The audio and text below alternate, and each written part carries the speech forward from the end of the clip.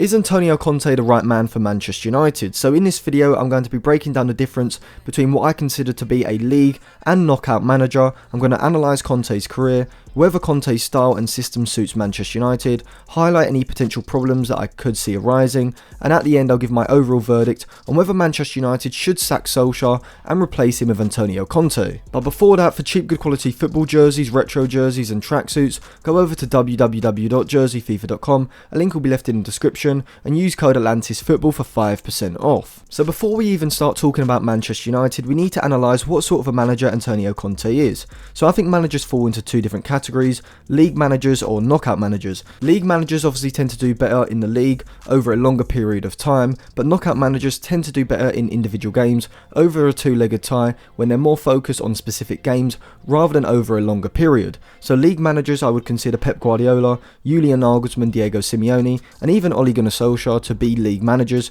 and this is because when compared to what I would consider to be knockout managers, they have a greater tactical and philosophical identity, which is obvious with managers like Guardiola and Simeone. They tend to be less pragmatic, which maybe doesn't apply to Simeone, but I would definitely apply it to Solskjaer and Guardiola, with Guardiola often being criticised over the past few years for playing certain styles and systems in the Champions League when maybe he could go with a more pragmatic approach, and Solskjaer very rarely deviating from his 4-2-3-1 system, which he does like to use. And I would also say that these managers sometimes don't make the greatest in-game changes, with Solskjaer and Simeone definitely examples of this, with Simeone in the Champions League with Atletico Madrid often taking too long to change a tactical approach and inviting pressure, and we've seen them go out in a lot of ties because they've sat back and invited pressure. I think the game against Juventus when Ronaldo scored a hat-trick was a definite example of that, where Atletico Madrid dropped far too deep and invited far too much pressure, and in the end, from being in a winning position in that game, they ended up losing the tie. And on the other side, we have what I consider to be knockout managers. These managers are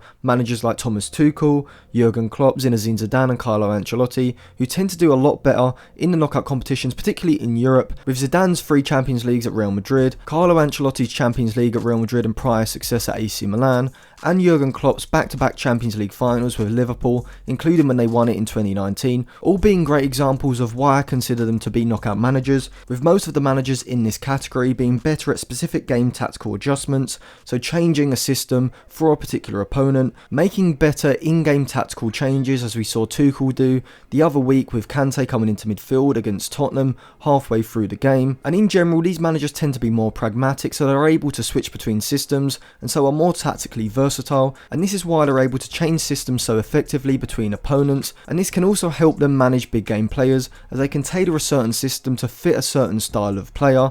And if we look at Zidane and Carlo Ancelotti over pretty much their whole careers, they are great examples of managers who thrive when managing big name players. Now I think Antonio Conte definitely falls into the league manager category, despite having certain elements that maybe knockout managers tend to have more. And once I come on to analysing his career as a manager, you can see exactly why I do think he's more of a league manager than a knockout manager. So let's analyse his whole career going back to Juventus. So when he took over Juventus in 2011, the season before they had finished 7th with 58 points, but the next season Antonio Conte took them to a Serie A title victory with 84 points, which is a massive markup from their previous season. And as well as that, in his first season they went completely unbeaten. They did draw 15 games, but they picked up 84 points with 0 losses. In Conte's second season they retained the title with 87 points this time, 5 losses and 6 draws. And in Conte's third season they won the league again, recording a massive 102 points, just with 2 losses and 3 draws. And at the end of this season Conte left because he thought he had taken Juventus as far as he could possibly take them, and just looking at the Serie A table you can see exactly why he thought this. He then obviously took the Italy job for Euro 2016, and in the summer of 2016 he took the job as Chelsea manager. The previous season they had finished 10th in a calamitous season which saw Mourinho get sacked halfway through the year. And in Conte's first season, he took them to the Premier League title with 93 points, 5 losses and 3 draws, using that famous system which I will come on to in a bit. His second season at Chelsea was less successful. They finished 5th with 70 points, 10 losses and 7 draws, and then in 2019 he went to Inter Milan. The previous season before Conte joined, they had finished 4th with 69 points. In Conte's first season he took them to 2nd place with 82 points, 4 losses and 10 draws, only 1 point behind eventual champions Juventus. But last season season, Antonio Conte's Inter Milan became the first non-Juventus side in 10 years to win Serie A, and they did so with 91 points, just 3 losses and 7 draws, and they finished well above AC Milan in second place, who recorded 79 points. So we can see that Conte's taken over at 3 clubs, Juventus, Chelsea and Inter Milan, and all 3 of those clubs were in pretty poor condition before Conte turned up. Juventus were 7th, Chelsea were 10th and Inter Milan were 4th. And in his first season at all of those clubs, he took them to title challenges, winning a title with Chelsea and Juventus in his first year, and winning the Serie A title in his second year with Inter Milan. And at Juventus, he really created a dynasty within 3 years, and Chelsea to win that title in 2016-2017 was particularly impressive, considering where they finished the season before, and they actually started the season pretty poorly, if you remember that. So Conte does have pedigree in taking over lacklustre sides, and at the very least making them title challengers, and in many cases actually winning the league within his first season. But is this the sort of manager that Manchester United actually need? The simple answer is yes. Manchester United haven't competed for a Premier League title since Alex Ferguson left back in 2013. So Manchester United's main objective has to be to at least challenge for the Premier League and then go on to win the Premier League before they even start to think about getting to the latter stages of the Champions League. But obviously the biggest question is whether Conte's style and system would actually suit this United squad.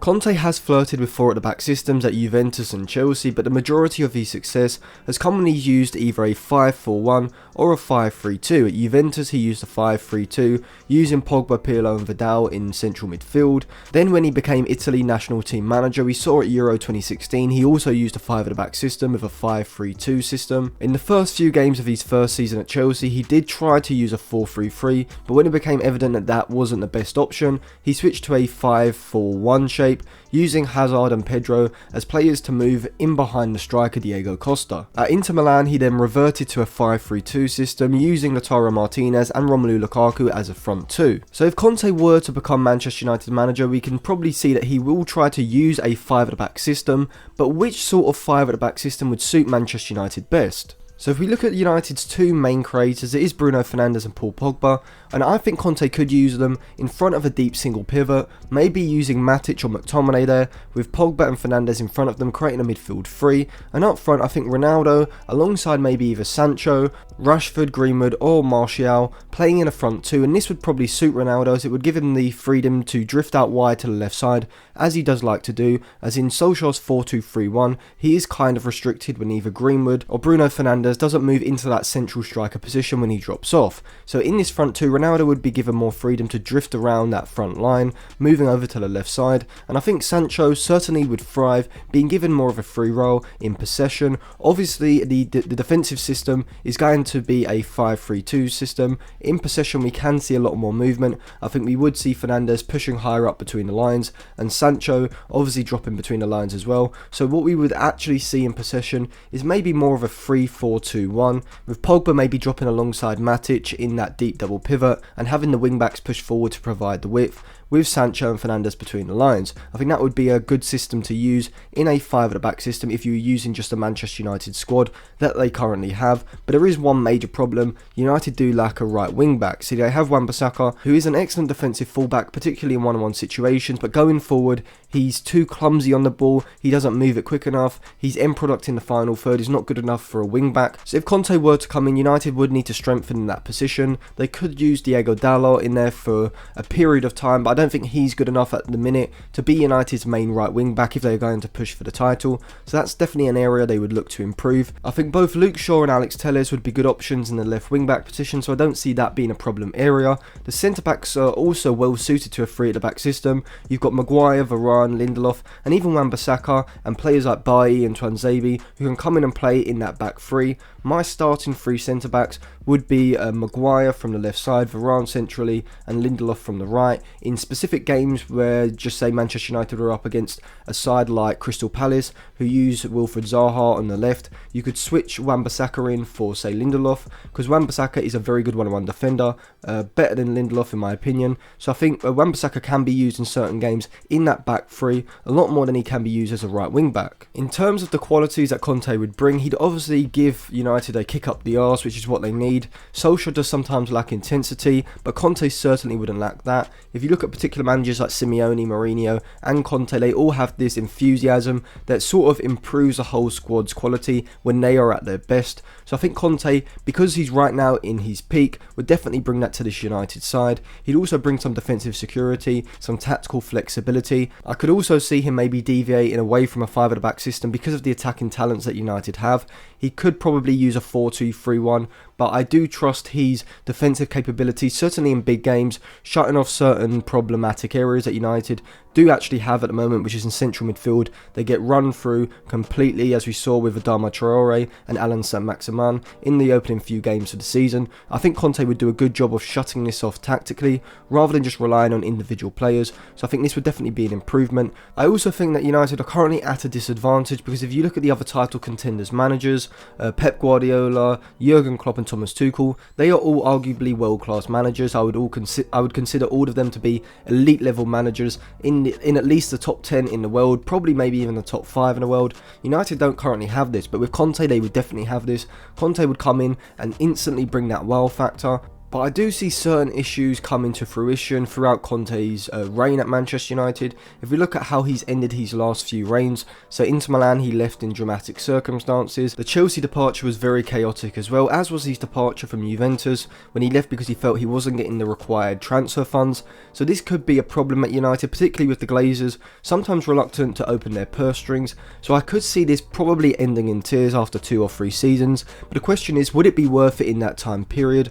And my verdict is that it would definitely be worth it, because Conte comes into sides and he instantly improves them like probably no other manager in the world does. If you look at what he's done with Inter Milan, Chelsea and Juventus, it's pretty extraordinary that he's able to get this squad of players from maybe 7th, 4th, or not even competing for the title, and turn them into not only title contenders but title winners. And that's exactly what United need at the moment. So if I was Manchester United, Antonio Conte would be the man I'd have my eye on if Solskjaer starts to lose results and drop away from that title race. So thanks for watching. If you enjoyed the video, remember to subscribe to the channel, click the bell for notifications, give the video a like. Also go to the description to check out some of my other Manchester United videos, like how I would make Martial great again, my analysis of some of the Manchester United games this season, how I would use Ronaldo in the Manchester United system, and I'll leave some non-Manchester United videos in there as well. Also follow me on Twitter and Instagram for more content as well.